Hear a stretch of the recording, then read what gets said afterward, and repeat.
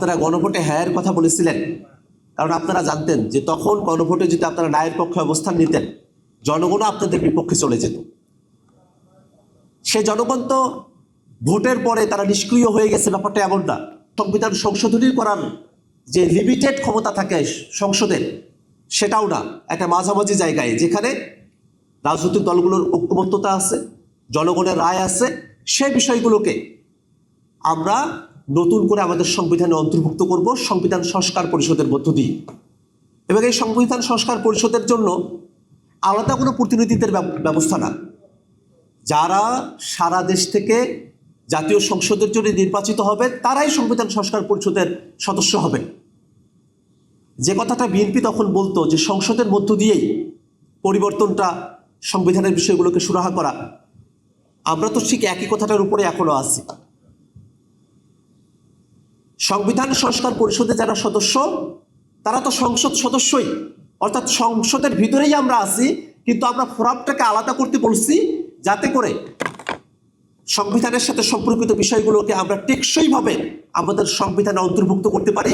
সেখানে আর ভবিষ্যতে আমাদেরকে কোনো আইনগত এবং হাইকোর্টে গিয়ে ঝুঁকির মুখে পড়ার মতো পরিবেশ আমাদেরকে পড়তে না হয়। খুবই সিম্পল একটা আলাপ ছিল, কিন্তু সেখান থেকে তারা দূরে সরে এসেছেন। আমরা এই কথাটা এই কারণে বলি যে ক্ষমতায় আসার আগে নির্বাচনের সময়টাতে আপনারা গণভোটে হ্যাঁর কথা বলেছিলেন, কারণ আপনারা জানতেন যে তখন গণভোটে যদি আপনারা নায়ের পক্ষে অবস্থান নিতেন, জনগণও আপনাদের বিপক্ষে চলে যেত।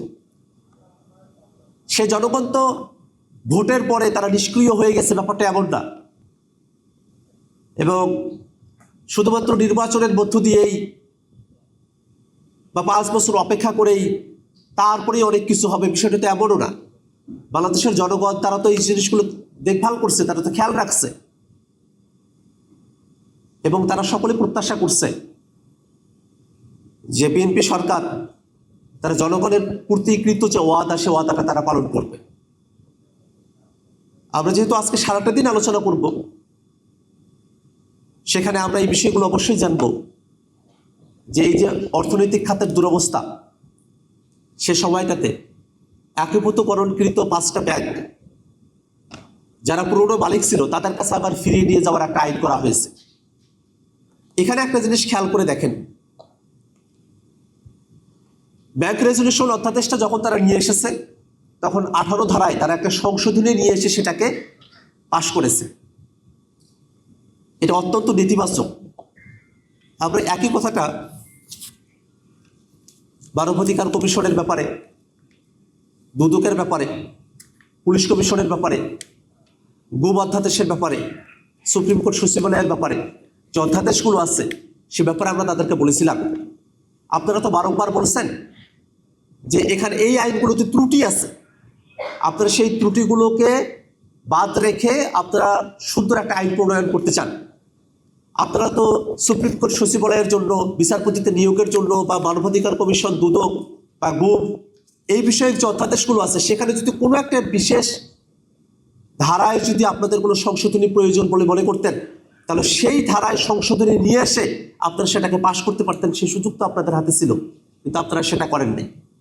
এখন আমরা শুধু এতটুকুই বলবো যে সামনের দিনে আমরা দেখতে চাই যে আপনারা আসলে কত ভালো আইন আপনারা নিয়ে আসেন।